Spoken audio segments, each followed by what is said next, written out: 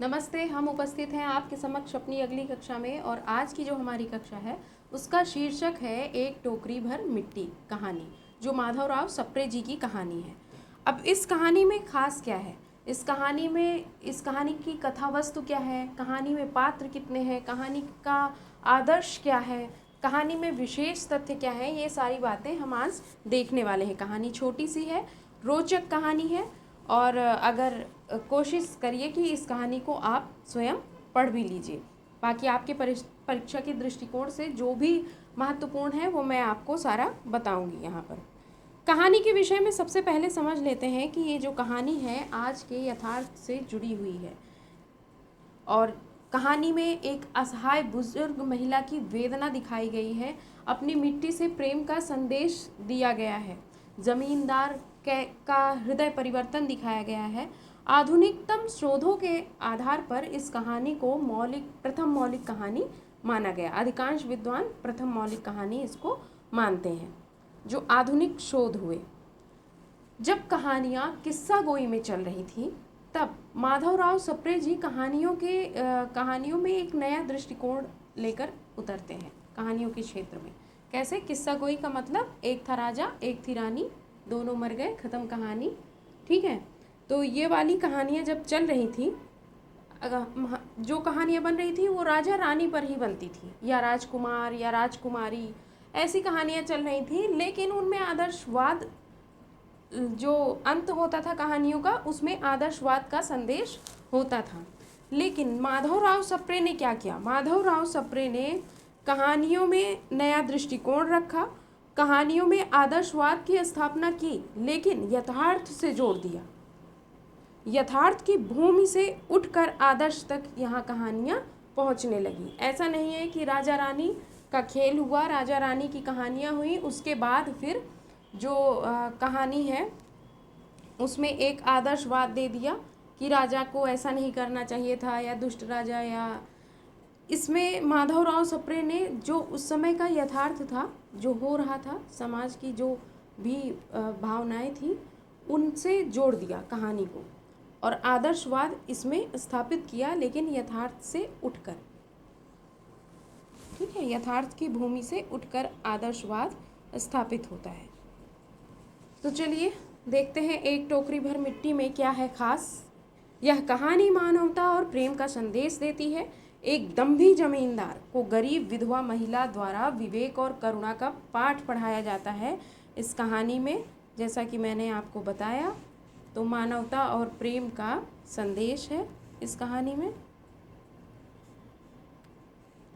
और जो दंभी जमींदार हैं, उनके द्वारा गरीब विधवा महिला क्या करती है, विवेक और करुणा का पाठ पढ़ाती है। अब इस कहानी के जो लेखक हैं माधवराव सप्रे, थोड़ा उनके विषय में भी समझ लेते हैं। तो माधवराव सप्रे जी का जन्म 19 जून 1871 में मध्य प्रदेश के दमोह में हुआ। इनका साहित्यिक योगदान क्या रहा, कहानीकार थे ये, निबंधकार थे, संपादक भी थे और अनुवादक भी थे। और इनका देहावसान यानी कि मृत्यु इनकी हुई 23 अप्रैल 1926 को रायपुर, छत्तीसगढ़ में। कहानी की पृष्ठभूमि, यह कहानी 1901 में छत्तीसगढ़ मित्र पत्रिका में प्रकाशित होती है। इसको ध्यान रखिएगा, इस बात को।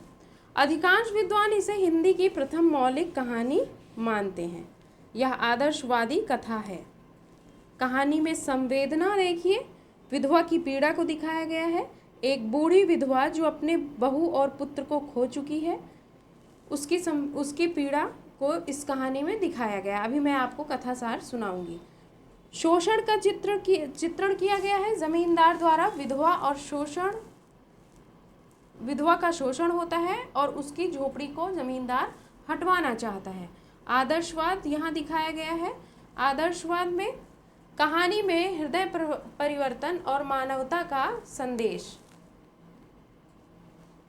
प्रमुख पात्र कौन है, बुजुर्ग विधवा है, जमींदार है, गौड़ पात्र विधवा की पोती और जमींदार का वकील, ये गौड़ पात्र है कहानी में।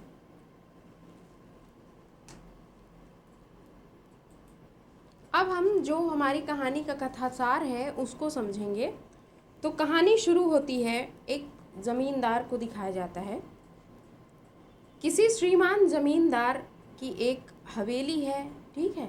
उस हवेली के पास एक विधवा की झोपड़ी है।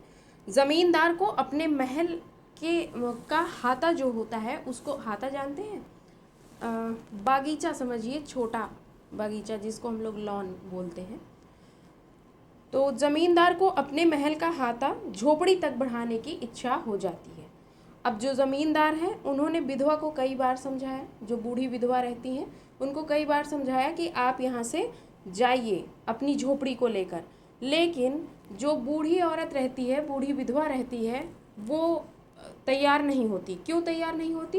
क्योंकि उसको झोपड़ी में रहे ज़माने हो जाते हैं। ज़माने का मतलब कि वो कई वर्षों से अपनी झोपड़ी में रह रही थी और वहीं पर वो बूढ़ी हुई। अपना पति भी वहीं पर उसने खोया, अपना पुत्र भी खोया। एक बहू थी, लेकिन एक बहू थी और एक 5 वर्ष की पोती थी, और जो बहू है वो भी चल बसती है।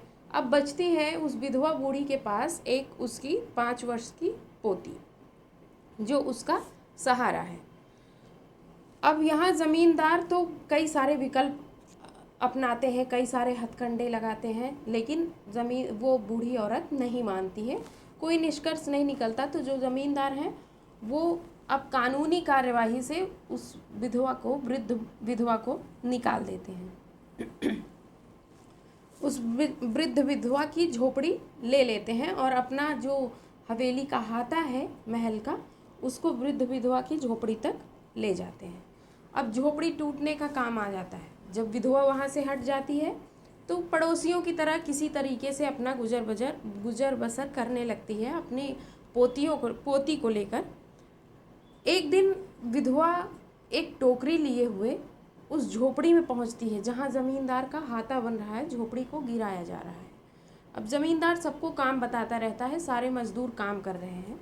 विधवा पहुंचती है और विधवा कहती है, तो ज़मींदार बोलता है कि इसको हटाओ यहाँ से मज़दूरों से। तो विधवा गिड़गिड़ाने लगती है, रोने लगती है और बोलती है कि अगर आपकी इच्छा हो तो मैं यहाँ से सिर्फ एक टोकरी मिट्टी ले जाना चाहती हूँ। ज़मींदार पूछता है क्यों?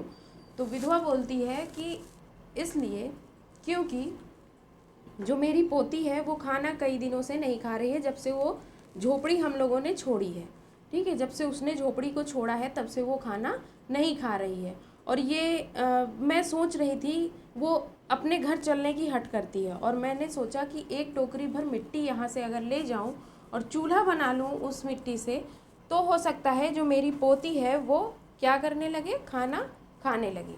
ये सोचकर मैं यहाँ से एक टोकरी भर मिट्टी ले जाना चाहती हूँ।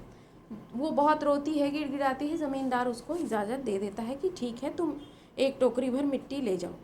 वो मिट्टी लेती है, टोकरी में मिट्टी भरती है और किसी तरीके से खींच के उसको बाहर ले आती है। सारे मजदूर काम पे लगे हैं।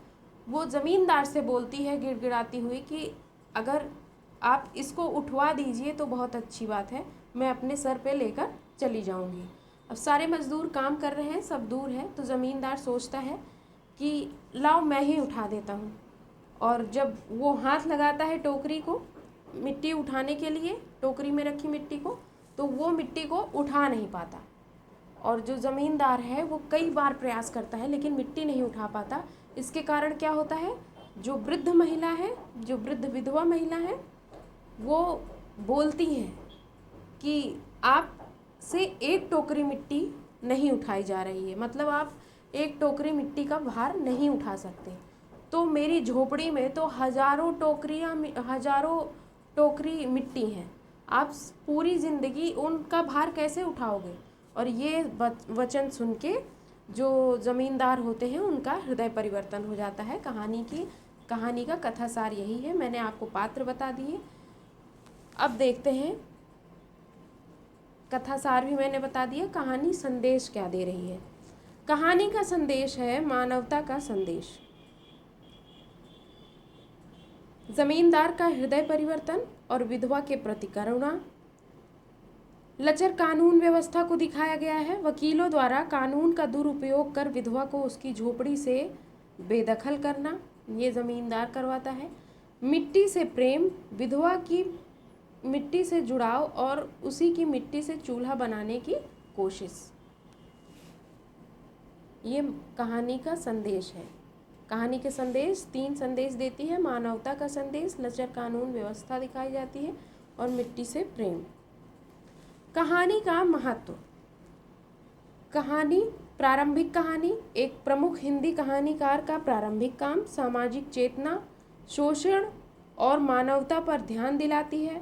आदर्शवाद सिखाती है। कहानी का केंद्रीय तत्व आदर्शवाद है। ठीक है, तो प्रारंभिक कहानी है, सामाजिक चेतना हमको सिखाती है और आदर्शवाद कहानी में है। तो ये कहानी का महत्व है।